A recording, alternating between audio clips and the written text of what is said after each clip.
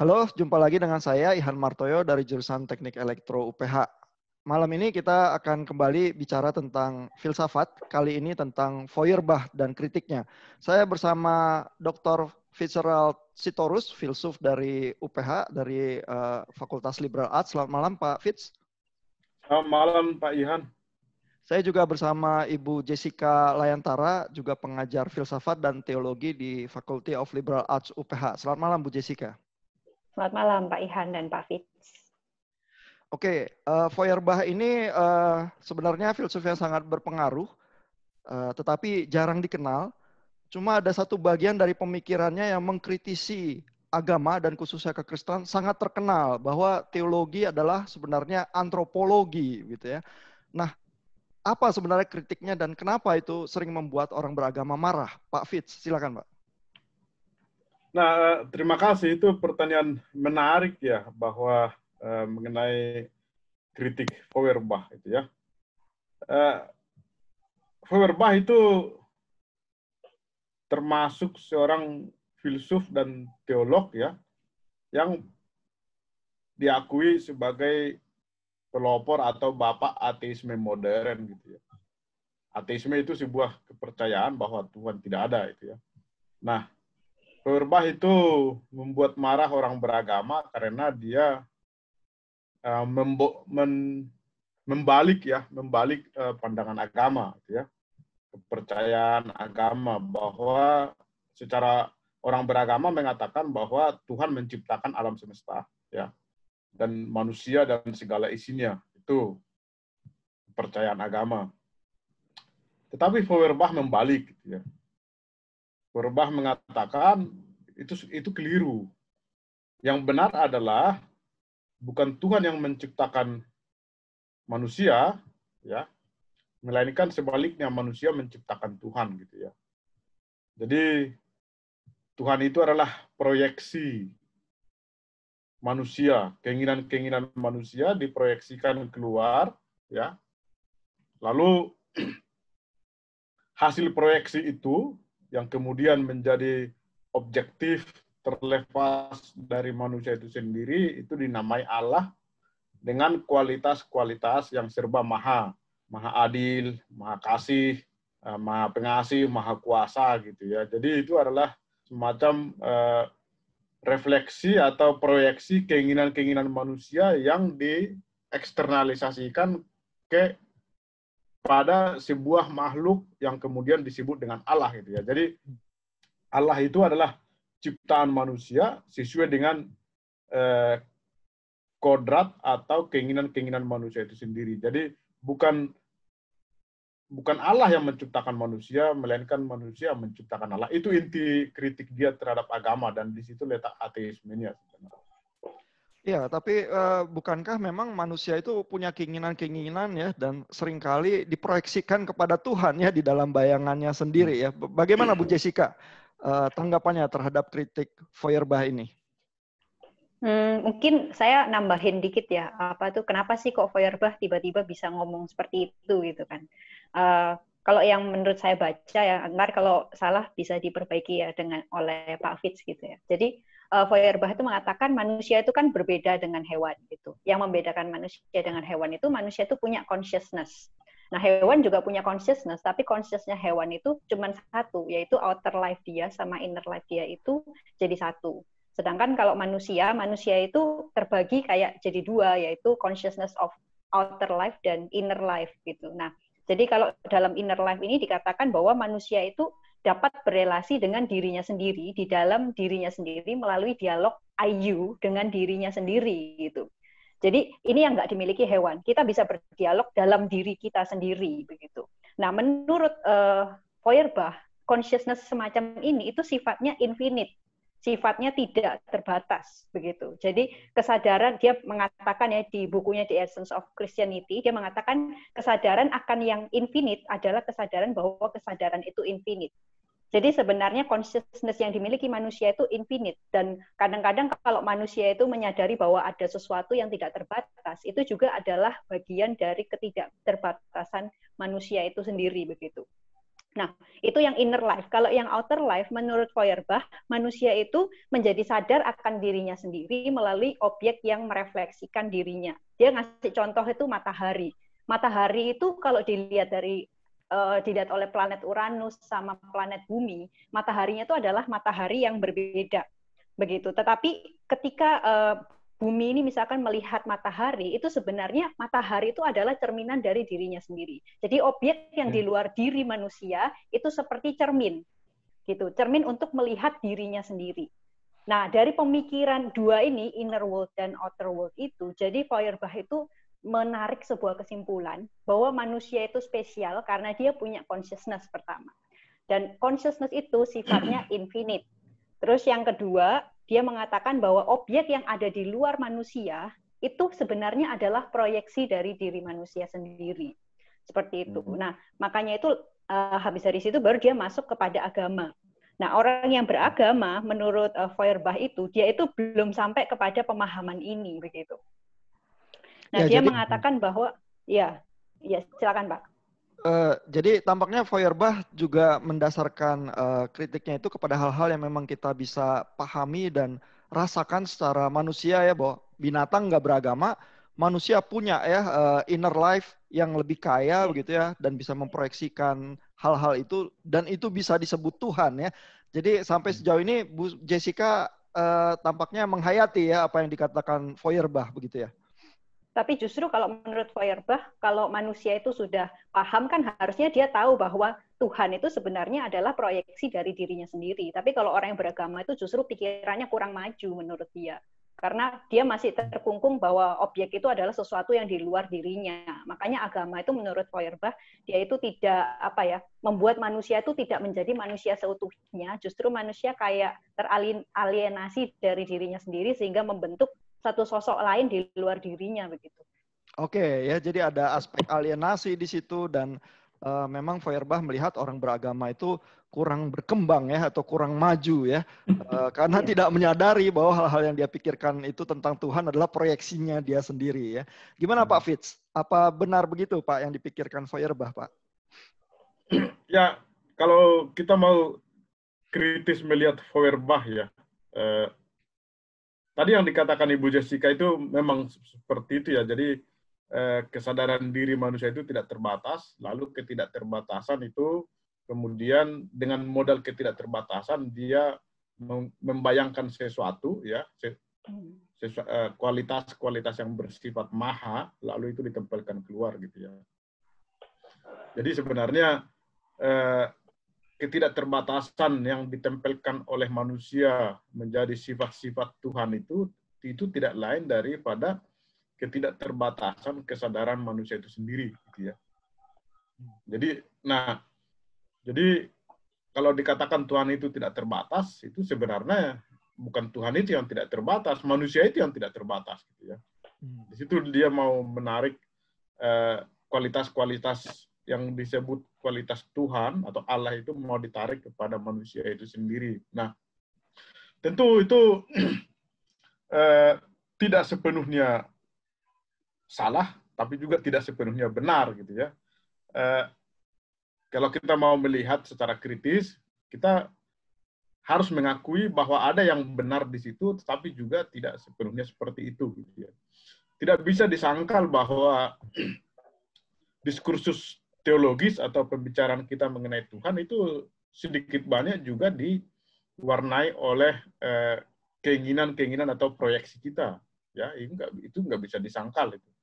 Bahwa bagaimana kita memahami Tuhan itu sedikit banyak juga dipengaruhi oleh keinginan-keinginan kita. Misalnya bahwa kata Tuhan itu sendiri, misalnya di situ ada makna yang juga merefleksikan keinginan kita, gitu ya, bahwa dia dekat dengan kata Tuhan misalnya yang harus dihormati, gitu ya. Nah, tetapi kan tidak juga bisa jadi dalam hal ini Feuerbach ada benarnya juga ya, bahwa misalnya ritus-ritus keagamaan atau ajaran-ajaran keagamaan itu sedikit banyak juga dipengaruhi oleh keinginan-keinginan kita, ya.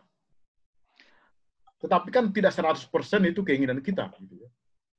Nah, itu nanti masalahnya Feuerbach itu dia dia mereduksi semua omongan mengenai Tuhan dan Allah itu, atau Tuhan atau Allah itu, dia mereduksi sepenuhnya itu menjadi manusiawi gitu ya.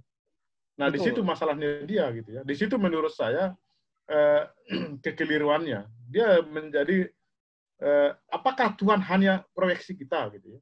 Memang di situ ada proyeksi kita, tapi apakah semata-mata proyeksi kita? Itu masalahnya dia. Nah, itu pertanyaannya ya. Nah, jadi kalau misalnya saya dari gereja yang ada apa mendambakan kemakmuran ya untuk orang Kristen karena Tuhan tuh memberkati begitu ya. Apakah tidak benar bahwa itu sebenarnya cerminan dari keinginan saya saja yang saya proyeksikan kepada Tuhan ya? Atau misalnya kalau saya dari gereja yang menekankan kedaulatan Tuhan begitu ya, jangan-jangan yang saya inginkan adalah seorang ayah yang tegas begitu ya, yang bisa menyetir kehidupan saya begitu ya, dan bahkan mungkin mengambil alih kalau diperlukan ya, karena saya sering bingung membuat keputusan-keputusan ya, dan Allah semacam itu yang berdaulat dan tegas itu, apakah bukan itu juga proyeksi keinginan-keinginan manusia yang kita cerminkan kepada Tuhan ya di dalam doktrin-doktrin itu. Nah, Bu Jessica yang mengajar teologi juga, bagaimana ya merespons terhadap pikiran-pikiran Feuerbach ini? Apa tidak terganggu, Bu Jessica? Oh ya, terganggu Pak. Tapi mungkin saya punya beberapa kritik, tapi di lain sisi saya juga punya apresiasi gitu terhadap Feuerbach, di mana yang seperti Bapak katakan ada juga gitu praktek seperti itu. Nah, saya mulai dari kritiknya dulu ya. Nah, jadi kan sebetulnya Feuerbach ini mengatakan seperti ini itu karena awalnya itu gereja Katolik. Gereja Katolik itu kan lebih dulu lebih menekankan transendensi daripada imanensi. Jadi nggak seimbang. Kayak dia itu lebih menonjolkan heaven daripada earth ya. Jadi kayak itu lebih tinggi, jiwa lebih tinggi daripada tubuh dan lain sebagainya. Begitu. Nah, itu sebenarnya menimbulkan kritik-kritik dari para filsuf. Nah, salah satunya itu adalah Feuerbach. Tapi Feuerbach itu alih-alih menyeimbangkan antara transendensi dan juga imanensinya Allah, dia malah kepada imanensi yang kelewat batas. Itu istilah saya, imanensi yang kelewat batas, dia menjadi deifikasi manusia. Nah, kalau Barth, seorang teolog, itu dia proyeknya ini adalah humanization of God. Ya. Tetapi Barth justru mengatakan bahwa ini adalah deification of man. Begitu. Nah, jadi yang pertama tadi imanensi yang kelewatan, yang kedua kritik Barth itu adalah antropologi yang diajukan oleh Feuerbach itu adalah antropologi yang terlampau positif. Jadi melihat manusia itu seutuhnya baik, tidak terbatas, pokoknya sesuatu yang positif. Padahal kalau kita melihat manusia itu sendiri ada aspek yang namanya dosa, kejahatan, dan juga kematian. Itu kan aspek negatif dari manusia. Kalau dia benar-benar infinite, kenapa dia harus berhadapan dengan kejahatan dan juga kematian? Seperti itu. Kemudian kritik saya yang ketiga, yaitu ini masih dari Barth. Ya. Barth itu mengatakan begini, kalau teologi itu dimulai dari manusia, hasilnya pasti seperti ini. Jadi sebenarnya Barth itu sekali tepuk kena dua lalat gitu ya. Ketika dia mengkritik Feuerbach, dia juga sebenarnya sedang mengkritik teolog-teolog liberal pada saat itu. Jadi teolog liberal dan juga jadi dia lucu, dia itu menggabungkan Feuerbach bukan sebagai filsuf tapi juga sebagai teolog dan dia kelompokkan sebagai teolog liberal. Begitu. Dia mengatakan bahwa teologi yang bersumber dari antropologi atau yang berangkat dari antropologi pasti akan berakhir seperti ini. Termasuk Luther. Ya, dia mengkritik Luther, khususnya doktrin communicatio idiomatum, di mana di dalam satu pribadi Kristus ada dua sifat kan, sifat ilahi dan sifat manusiawi. Nah, di situ dia menolak. Ya, sampai-sampai si Barth itu dituduh sebagai Nestorian yang memisahkan antara pribadi natur manusia dan natur Allahnya Kristus begitu. Nah, tetapi kata Barth, semua teologi itu harus dimulai dari pewahyuan. Salahnya Feuerbach adalah Feuerbach itu tidak memulai dari pewahyuan, istilahnya tidak membahas tentang pewahyuan. Oke lah, dia nggak mulai dari pewahyuan, nggak apa-apa. Tapi kalau Anda mau membahas Christianity, itu harusnya Anda tidak membahas pewahyuan. Begitu. Nah, jadi Barth itu awal-awalnya mengkritik Feuerbach, itu dia mengkritik antropologinya Feuerbach. Tapi si Barth ini dikritik balik oleh orang-orang. Dikatakan bahwa Feuerbach itu bukan seorang teolog, begitu kan. Anda tidak bisa mengkritik doktrin manusia milik Feuerbach karena memang Feuerbach itu bukan teolog yang menyusun doktrin manusia. akhirnya di tahun 1950 Calvert ini kembali mengkritik Feuerbach, tetapi dia tidak lagi menggunakan doktrin ya, tapi dia cuma bilang teologi dimulai dari pewahyuan. Itu aja. Nah, jika teologi tidak dimulai dari pewahyuan, nah ini apresiasi saya kepada Feuerbach, yaitu kadang-kadang memang teori proyeksi itu sadar tidak sadar dipraktekkan oleh orang-orang beragama tanpa menyadari kalau dia tidak benar-benar memiliki doktrin mengenai pewahyuan yang kuat. Contohnya seperti Pak Ihan tadi sudah kasih contoh ya kan, misalkan orang mendefinisikan Tuhan itu sesuai dengan definisi dirinya sendiri. Oh, saya nih suka nih di perintah-perintah orang, saya akan mendefinisikan Tuhan sebagai yang otoriter seperti itu kan. Nah, kemudian apresiasi saya yang kedua yaitu Feuerbach itu sebenarnya mengkritik pengajaran agama khususnya Kristen di dalam mengajarkan hidup kekal.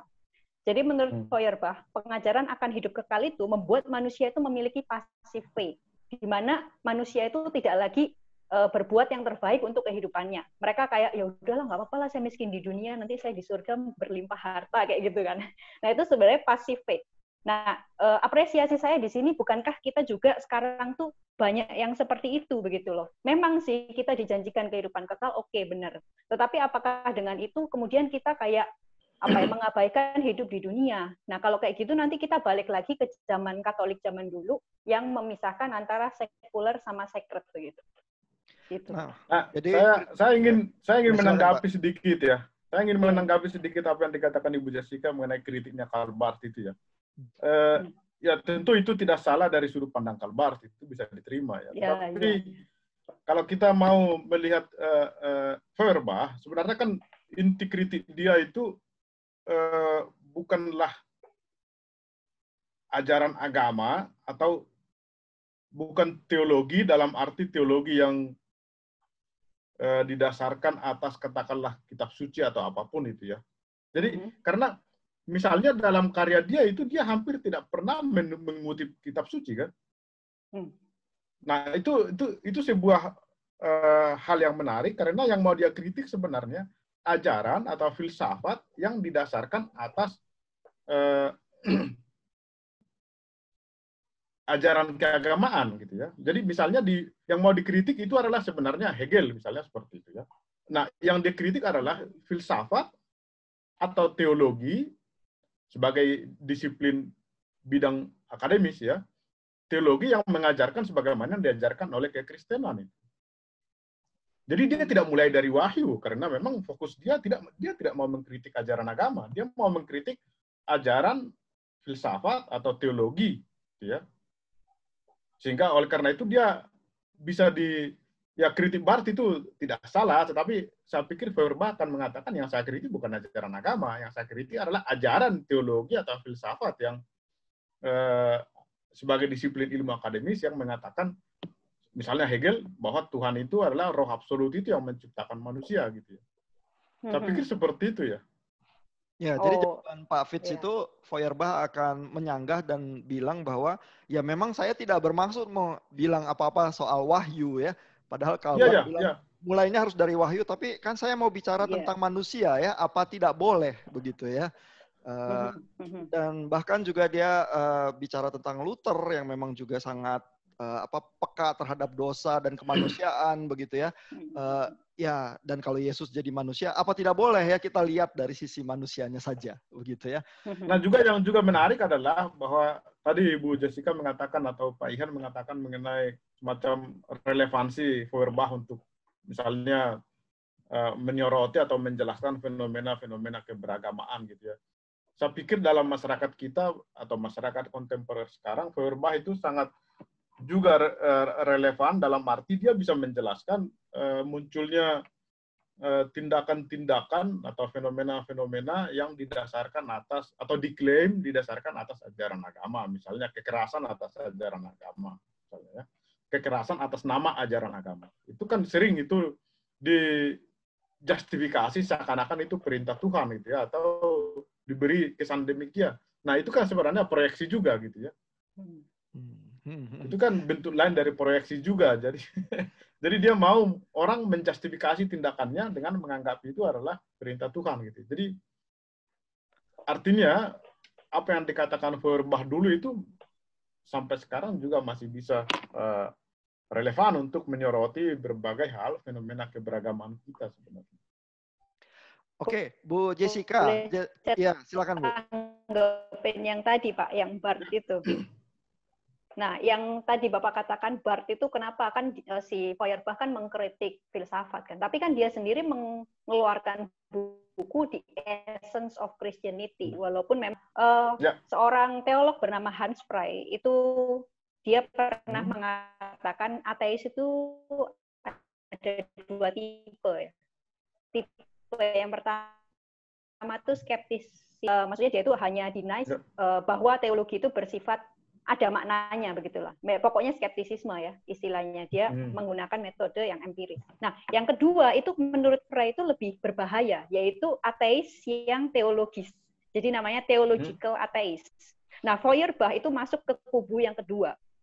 Nah, jadi apa yang mereka lakukan? Mereka tuh mengkritik teologi Kristen yang telah diimani dan membuat itu yang sudah diimani itu terlihat seperti bad faith gitu. Dan itu sudah masuknya bukan the problem of epistemological, tetapi problem of hermeneutic. Itu sudah masalah internal. Nah, jadi tadi kalau Bapak bilang Feuerbach itu hanya menyerang dari sisi filsafat, Hans Frey tidak setuju, karena dia sudah menyentuh di mana apa yang diimani orang Kristen selama ini sudah digolongkan sebagai bad faith, begitu. Nah, tapi nanti kalau kita lihat memang ajaran Feuerbach itu dalam teologi sekarang sudah tidak begitu ngetren lagi ya. Nah, alasannya mungkin nanti bakal kita ini lagi. Oke, jadi begitu dulu untuk klip kita yang pertama, ada pikiran-pikiran yang mendukung Feuerbach, ada juga yang kritik-kritik keras terhadap Feuerbach. Kita akan bahas lebih lanjut di klip yang berikutnya.